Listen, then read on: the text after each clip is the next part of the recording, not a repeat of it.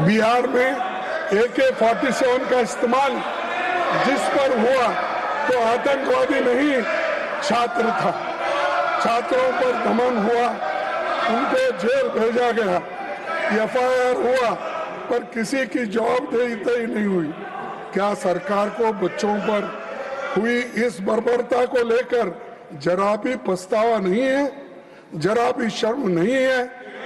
और मैं ये पूछना चाहता हूँ कि ये जो काम हुआ, जिस तरह शिक्षा मंत्री जी इस्तीफे के बाद संसद के परिसर में बहुत पहुंचे, तो सत्ता पक्ष ने उनका जैसा स्वागत किया कि कारगिल युद्ध में जीत के आए जैसा उनकी स्वागत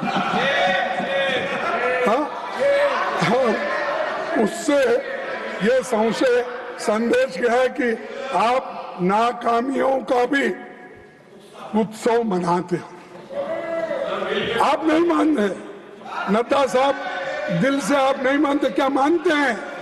इस सदन के मुख्य तौर पर जो मंत्री राजीनामा दिया, जिसके खिलाफ ये सब चार्जेस थे, क्या वो ऐसा अपना क्या बोलते हो, हाँ, वो सब मुकुट पहन के शाल डाल लेके हंसते हुए, अरे तुम तो नाराजगी व्यक्त करना क्योंकि मैंने ऐसी गलती की, बच्चों को मारने पीटने लगा, तो इसलिए ये ऐसी हालत मेरी हो गई। ये पश्चाताप करने के बजाय आपने जो ये अपना जलसा मना रहे। और दूसरी बात, सबसे बड़ा सवाल आज भी वही है।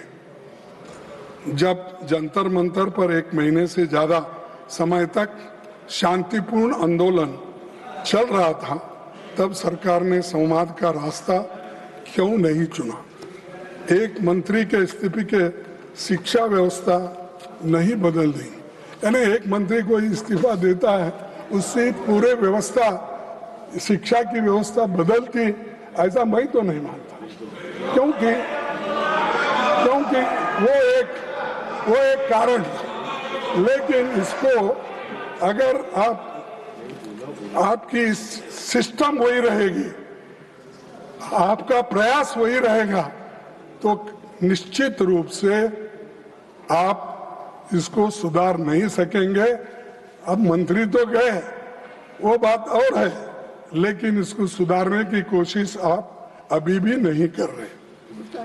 सर, उल्टा हमेशा उनकी आदत है, हम जो बोलते हैं उसका उल्टा करना। अगर इंस्टीट्यूशंस वही रहेंगे, NTA वैसी ही रहेगी, एग्जामिनेशन सिस्टम नहीं बदलेगा और जवाबदेही तय नहीं होगी, तो कुछ महीनों के बाद फिर कोई नया पेपर लीक होगा और हम फिर इसी सदन में यही बहस हम लोग करते रहेंगे।